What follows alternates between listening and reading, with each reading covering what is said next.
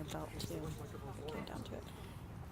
Tuck it right up there, maybe on top there. Or... So it's kind of weird. You like to do that. There we go. Works for me. Yeah, that's fine. This is possibly the most entertaining thing that's happened to me in a while.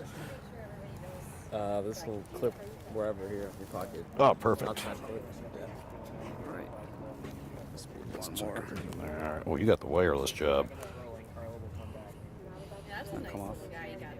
You good? Yeah, whoever gets the highest spot wins. Just you got it. All right. Yeah, can we have you step like a couple seconds? Sure. So you guys know too, as soon as we're done here, I'll be putting out a new press release. We were just getting it proofread and stuff to make sure everything's accurate. So as soon as we're done here, I'll be sending that out to everybody. So. And it's your first name is? Yeah, it's I'm Lieutenant Rory Allen. I'm the PIO here for the Wyoming Department of Public Safety. And it's Rory, spell Rory? RORYALLEN. Okay, thank you. So we're here today to talk about two incidents we had occur yesterday on November 1st here in the city of Wyoming. The first incident I'd like to talk about, and we'll move on to the other one, would be we had a homicide that occurred yesterday at about 2:50 p.m. on Indian Mounds Drive and about the 2200 block yesterday. Officers were called out there along with other first responders on a report of an individual who'd been shot in the neck. We responded out there, life-saving efforts were tried, but unfortunately the victim was declared deceased on the scene. We can confirm today that individual's name is Kane Coronado. He is 18 years old. It was reported yesterday that he's 17, but he is indeed 18 years old. He is from White Cloud, Michigan. Our detectives are still investigating this case. We don't have a lot of information to give out right now about it, but we are asking the public's assistance to anyone who is out in that area to contact us either at the police department or contact Silent Observer to let us know between the hours of about 2 p.m. and 3 p.m. yesterday. We would appreciate anyone who was out there to give us a call so we could talk to them, any information relevant to this case. The investigators are still attempting to determine the circumstances of what happened there yesterday. We are looking for a vehicle that is only described at this time as a light-colored sedan that was last seen leaving that area eastbound on Indian Mounds Drive yesterday shortly after this incident happened. We don't know the manner in which that vehicle is related. Again, we're just asking the public's assistance in this. If anyone knows anything or saw anything out there, please don't hesitate to call us here, and we will have somebody contact you to talk to you about that. So the family thinks this is possibly random. Do you have any idea? We don't know at this point. We're still investigating. It's very early in this investigation, and obviously anything that involves a homicide is treated very seriously, and we have a number of detectives working on that. I would say we don't know at this point. Again, they're still looking into the circumstances surrounding this. And we were told that there was maybe an off-duty sheriff's deputy or a retired sheriff's deputy who was on a bike or something nearby and heard the shots and went to perform CPR. Can you talk about that? I do know there was an individual who called us and did attempt to perform CPR on there. I can't confirm or deny whether that was a retired deputy. Honestly, I don't know. And how many shots were fired? Witnesses report multiple shots. I don't have an exact number. We do know the victim was hit one time. Is there any threat to the public or anybody who kind of walks or rides bikes on that trail? Not that we're aware of right now. We don't believe there's any threat to the public at this time. Out of an abundance of caution, we're obviously going to have some additional patrols out in that area. And while we're on that subject, you know, it's just a good time to remind members of the public, Wyoming has a great park system. We have a lot of bike trails, a lot of walking trails, a lot of parks. We have a lot of those in West Michigan. It's always a good idea to just, you know, make sure you're being safe when you're out there, be aware of your surroundings, what time of the day you're out there. Obviously, if you're out walking, jogging, riding a bike, whatever you're doing, it's a great idea to always have somebody with you. Keep a phone with you so you can call for help, whether that's just if you have an accident on the way, you get yourself hurt, you see something suspicious. We certainly encourage anyone who sees anything suspicious or makes them feel unsafe to contact 911 right away and let us know. So if you don't think there's a threat to the general public, does that mean you believe that he was targeted? We don't know. It's too early in the investigation to say that, so I can't I can't offer an opinion on that because we just don't have the facts of the case yet. So Can you that's talk about what kind of weapon? so a firearm. We honestly do not know what kind of weapon it was right now. So it was a firearm of some variety. I can't speak to whether it was a pistol or a rifle, or we don't know at this point. How many shell casings were found at the scene? So I don't know of any shell casings found at the scene. So Okay, so fired from the car. Is that what that means? that can indicate a bunch of different things, and I'm not going to comment on that just because we don't know at this point. So. Can you talk about the location of where this happened? Because this is a trail and a person on a bike in a like there's not an easy way to get in or get out of there. It's Indian Mounds Drive is a road there that runs along the Grand River. It actually spans Granville, Wyoming, and Grand Rapids. It's a connector to the Kent County trail system. So there are a lot of people that ride bikes, walk. There's a lot of people that go down there to fish. There's a number of boats you'll see out there fishing time of year. So it is a fairly regularly traveled area, especially I think considering how nice the weather conditions have been lately. I think there's quite a bit of traffic out there right now. Have you developed anything that would suggest that the victim had any enemies or anything like that who would be going after him? Again, it's early in this investigation, and the detectives are examining every lead we can find on this, so it's too early to say anything like that. So. Do you know if the victim frequented this trail often? Like, was this like a blind spot of his? From what we know, the victim in this was actually from White Cloud and was down here visiting some friends. I don't know the exact circumstances of what he was doing out there on the bike trail, but he was an avid biker, and I believe he was probably just going from one point to another on his bicycle. He had posted some video on his Facebook page showing him on his bike on that trail. Can you talk about that? I have not personally seen it, but I have heard what you're talking about. And again, I think that just goes back to sounds like he was an avid bicyclist. So, He was alone at the time of the shootings, right? as far as we know at this point. Anybody else on this particular one? All right, well, let's move on to later in the afternoon. Yesterday evening at approximately 7:15 p.m., officers from the Wyoming Department of Public Safety responded to the 3500 block of South Division on what originally was dispatched as a holdup alarm at 3530 South Division. While down there, we received other calls about an individual nearby in the area that was reported to have a gunshot wound to their chest. Officers responded to that area and gave medical treatment along with other first responders.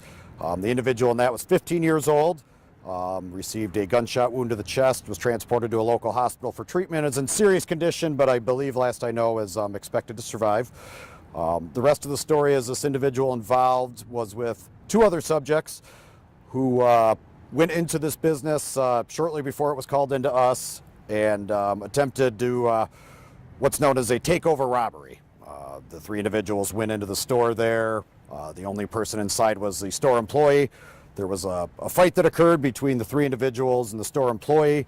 At that point, the employee in the store had a legally owned weapon that they were licensed to carry and fired one shot, struck one of the individuals in the chest. All three individuals fled at that time. The individual who'd been injured ran off down the street a little bit and was found by a citizen who called 911 so he could get medical treatment. The other two individuals fled on foot and are still outstanding. They did arrive at the scene in a stolen vehicle that had been reported stolen out of the city of Grand Rapids, I believe earlier in the day. That vehicle was recovered at the scene. There was some evidence in there that's going to assist our investigators in identifying these other two suspects at the time. The investigation on that's obviously ongoing right now. And once the investigation's concluded, that will obviously all be sent up to the Kent County Prosecutor's Office to be reviewed on not only the robbery portion of that, but the weapons discharge. You talk about a store takeover. Can you explain more what you mean? When I say store takeover, that's a robbery we see. There might not necessarily be weapons involved, but usually multiple individuals will enter a business and just attempt to get what they want by force, just by sheer force of numbers, whether they use physical force on people or just overwhelm store employees with their sheer numbers, or will, use the number of people they have with them to force store employees into a back room or something, and just basically use physical force to get what they want. Where you see, Not that we know at this time, but again, we're still investigating every lead, so. Are you seeing a number of these kind of store takeovers? Is this something that's been happening in the Grand Rapids area, Wyoming area? In this area, they're fairly unusual. We do see these occasionally, but it's certainly not a common occurrence. Can you say if the stolen car was a Kia or a Hyundai? It was not. I believe it was actually a Ford. Okay. So Can you talk about though? We've been talking about kids and stolen cars. This has been going on for like months now, and everybody's been saying that something bad could happen from this. And now we have a 15-year-old shot in the chest. Can you explain that and talk to people what's been going on with this? certainly. I think we all, in the last few months and this year, we've seen a huge uptick in the number of stolen vehicles. Not just in Wyoming, but obviously not even in West Michigan. This is actually a nationwide issue with vehicles being stolen. A lot of times those vehicles are stolen and used to commit crimes. In many cases, not all the cases, the individuals involved in this are juveniles or teenagers. And it's certainly a huge cause for concern because we have our area youth involved in serious crimes. They're stealing a car, which in and of itself is a serious crime, and then furthermore, they occasionally get used to commit additional crimes. It's something we've been concerned about here at Wyoming. We've been trying to address it, and it's indeed a problem in the area. How difficult is it to address a problem like this? Because they are juveniles, It is, and it can be a challenge when dealing with juvenile crime. So we do the best we can in that. We have a number of resources that are available, and we do work with the Kent County Prosecutor's Office and some of the next task force. There is an auto theft task force in the area that puts a lot of work into these particular crimes. Maybe you mentioned this, but what kind of weapon did the store employee use in this? It was a handgun. I do not know what kind. Fired one shot, did you say? Yes, one shot.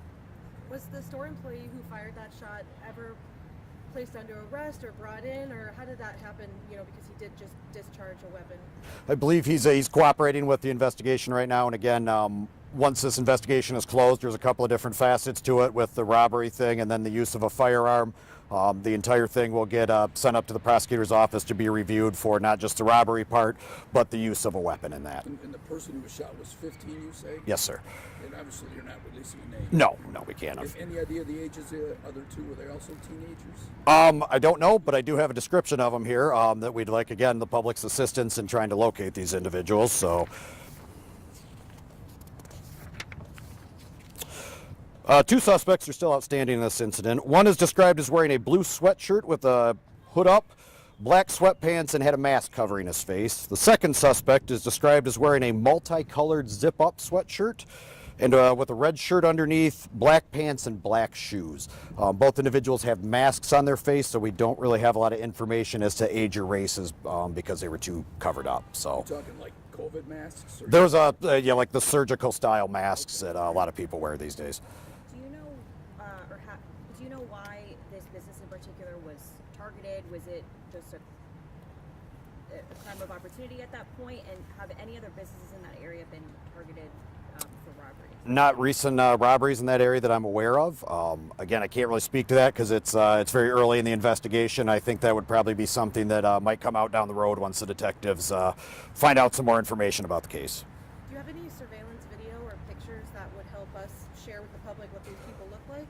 There are some videos right now, but we're not releasing any of that right now just due to the nature of the ongoing investigation. So, Did you say the age of the store employee? honestly, I don't know. An adult male. So And it was just the employee, not the owner? I do not know if he was the owner or the employee. So, but he was on scene. He was the only individual in the store. We believe the individual who was shot in the chest, the 15-year-old, was the only person injured in this. But he did possess a legally owned firearm that he had the legal right to carry in the Do you have any business. surveillance video that you might be able to release of this that would help us with showing these suspects? Because clearly you have a good description, so you must have gotten those from... Yep, we don't have anything to release at this time. That could be an option down the road as the investigation moves on. Can you say where in the store the shooting took place? It was right, it's a very large open floor plan store, so it was basically in the middle of the floor of the store, right in the middle of the storefront. So Were the two that got away able to steal anything or get anything before they fled? I don't think anything was taken in the attempt there. All three individuals fled after there was the fight, and then the weapon was discharged, and all three individuals fled the store. I don't believe anything was obtained. Do you have sorry, one last question. You're fine. Do you have a message for juveniles that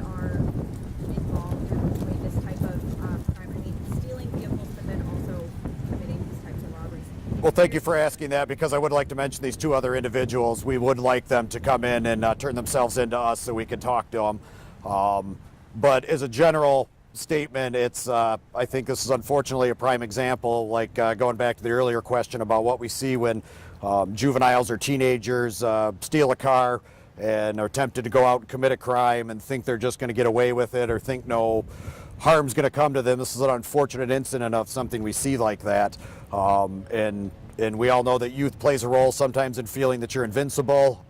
But, you know, we would love to see this kind of stuff just kind of come to an end, because regardless of the circumstances, nobody wants to see a 15-year-old kid get hurt. Could I ask, did the 15-year-old have a juvenile record? Have you guys dealt with him, or anyone dealt with him in the system before? I don't know on that. So if I did, I couldn't comment because he's a juvenile. Well, except for he's a juvenile who just tried to rob a place and got shot, so clearly that would be... Yeah, and again, like I said, even if I did, The public should know if a kid's been through the system over and over Yep, again. and those things might come out a little later as this progresses on, but right now I can't comment on that. He is a 15-year-old, so. Are you able to say if his family or his parents or guardians are cooperating with the investigation? I do not actually have any information on that right now, so. But our detectives are obviously have probably been in contact with family members, so. Thank you. Thank you so much. All right, and again, I'll send those updated press releases out here in just a couple of minutes, guys, so. All right. Yeah, you gotta get beans. I'm just going to stand here for a second and let you guys get all these. Nobody make any sudden movements. Oh, God. know Which one's yours? Yours on Thank top, you so you got much, the news Lieutenant, first. right? All When right. did you get promoted? 3-4 months ago. Okay. Your voice still says sergeant. That's it. Who call you sergeant? I left a message for you. Voicemail I saw said captain. So Right? One. there's someone's. Mine's on the other side. This one goes to Cam 14. Yep, that's ours. You got the portable one. Yep. All right. Oh. They just had to go pick up my microphone from Ionia 4 because I left it there. It happens. It's my way to sabotage so I get help for everything. I'm like, I can't do it. Yeah. I left my